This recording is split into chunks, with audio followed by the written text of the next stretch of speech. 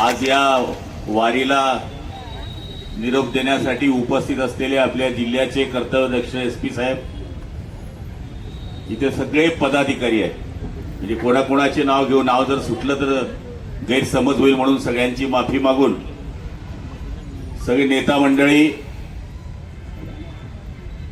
सगळे पत्रकार, सगळे कीर्तनकार, टाळकरी, बंधू भगिनी आणि मातानो, सालाबादाप्रमाणे हे आपलं तिसरं वर्ष आहे. आपण पहिल्या वर्षी जवळपास 70 बसेस नेल्या होत्या. त्याच्यामध्ये आम्हाला दुरुस्त करण्याची संधी मागच्या वर्षी मिळाली. बसेसमध्ये झोप होत नव्हती, त्यामुळे तिथनं आल्यानंतर बरेच जण आजारी पडायचे किंवा आजारी पडल्यानंतर 2-3 दिवस कामही नाही व्हायचं. मग आम्ही मागच्या वर्षी अशी दुरुस्ती केली की आपण आता ट्रेन करूया. बऱ्याच लोकांनी सांगितलं की आपण सिटिंग करूया, म्हणजे बसून जातील. मग बसून काय उपयोग आहे, झोपून गेली पाहिजे सगळे. म्हणून आपण मागच्या वर्षी ट्रेन केली, यावर्षी ट्रेन केली, पण तरी मागणी काही कमी होत नाहीये.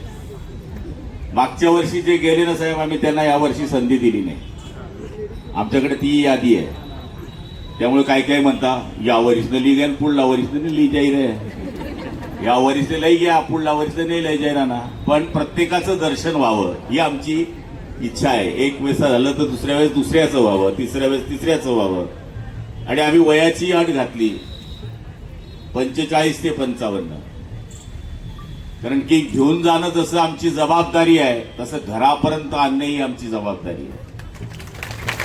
उद्या आम्ही तुम्हाला घेऊन गेलो तसे आमचे अँब्युलन्स आहेत, अँब्युलन्स पोहोचले आहेत, आणखी अँब्युलन्स जात आहेत. आमचे 5 डॉक्टर असतात, हे सगळ्यांना माहिती आहे. साधा ताप जरी आला, खोकला जरी आला तरी डॉक्टर हजर असतो, हे आपल्याला माहिती आहे. त्यामुळे कोणाला त्रास होऊ नये याच्याकरता आपण ही सोय केलेली आहे. जवळपास 5000च्या आसपास हे भाविक जात आहेत. आमचे तर प्रायव्हेट वाहनं तर पुढे पोहोचले, जे सेवेकरी आहेत ते कार्यकर्ते आहेत ते जवळपास 700-800 आहेत. बसेस पण काही गेले जात आहेत. कारण की मग काही ऐकायलाच तयार नव्हते, तर मग नाईलाज आणि 5-6 बसेस आम्हाला नंतर एक्स्ट्रा कराव्या लागल्या. पुढच्या वर्षी काय करावं लागेल अजून काही सांगता येत नाही. पांडुरंगाची इच्छा असेल तर याच्यापेक्षा चांगलं करण्याचा प्रयत्न करू. आम्ही तर ठरवलंय की असे काय सिनियर सिटीजन पकडायचे की त्यांना एखाद्या वेळेस विमानाने न्यावं लागलं तरी चालेल, पण ती देवाची इच्छा असेल तर देवाशिवाय हे दर्शन होत नाही. मी गडावरचा अनुभव सांगतो. मी एक वेळेस, तुम्हाला माहिती आहे, मी गडावरचा पायी जाणारा कार्यकर्ता आहे. वडीला मी गडावर पायी जायचो, पण आता ह्या क्षेत्रात आल्यामुळं मी आमदार असतानाही पायी गेलो. गडावर 10 वाजेपर्यंत दर्शन होतं. मी एक वेळेस जवळपास 9:30च्या आसपास वरती गडावर पोहोचत होतो. तिकडचे पुजारी खाली येत होते, पाऊस चालू होता. पुजारी मला पूर्ण ओळखतात, म्हणजे गडावरचं प्रत्येक दुकानदारही ओळखतो की हा पाळदीचा गुलाबराव आहे. तर महाराजांनी ते म्हणले, तुम्ही कुठे जाताय? म्हणलं वरती जातोय. नाही म्हणले, जाऊ नाही शकत, दरड पडली आहे, वापस व्हा. नाईलाजाने मला वापस यावं लागलं. एक वेळेस असं झालं की 10:30च्या आसपास मी गडावर पोहोचणार होतो. त्यावेळेस बाहेरून दर्शन घेता येतं, जर घर बंद असला तरी आसारी आहेत, त्याच्यातून ते दिसतं आपल्याला पूर्ण की आईचं दर्शन होतं. तर म्हणलं आपण बाहेरून दर्शन घेऊ. मी वरती जायला लागलो, वरती गेलो. त्या दिवशी मंदिराची साफसफाई चालू होती म्हणून मंदिर उघडं होतं. म्हणजे ज्यावेळेस देवाच्या मनात असेल त्यावेळेस वारी घडते. 16 साली मी आमदार होतो. पंढरपूरला नेहमी मी जातो. 35 वर्ष झाला मी अखंड पंढरपूर जातो. मी पायी नाही जात, पण गाडीवर 100% जातो. बोचकं धरलेली म्हातारी होती. आमदार असल्यामुळे एक पोलीस जारी जो संरक्षण असतं ते, आणि पंढरपूरचे 4-5 तिथले मंदिराचे मंडळी माझ्याबरोबर होती. बोचकं धरलेली म्हातारी म्हणून मी त्याला सरका मंत्री आले, सरका मंत्री आले. मला हसू आलं, म्हणलं मी तर आमदार आहे, म्हातारी मला मंत्री म्हणतीये. मी ज्यावेळेस आतमध्ये गेलो, दर्शन घेऊन बाहेर आलो आणि रेस्ट हाऊसला माझा मुक्काम असतो. मला दिवाकर राव ते त्यावेळेस परिवहन मंत्री होते, त्यांचा फोन आला, म्हणले गुलाबराव निघा, मंत्रिमंडळाचा विस्तार होतोय, तुमचा नंबर लागतोय. आणि मी चौथ्या दिवशी मंत्री झालो, पण ती म्हातारी मला नंतर दिसलीच नाही. म्हणजे हे बघा, तुमच्याकडे किती पैसा आहे, किती अडका आहे, किती गाड्या आहे, किती घोड्या आहे, याच्यापेक्षा तुमचं अधिष्ठान किती मजबूत आहे याच्यावर सगळं अवलंबून आहे. आता या वारीला जात असताना सगळी पथ्य तुम्हाला सांगितली आहे. मी तरी सांगतो की इतकी सुपर व्यवस्था कुठेच नसेल. तुमचं हे फक्त कार्ड सांभाळून ठेवा. एक कार्ड गेलं की तुम्ही गेले,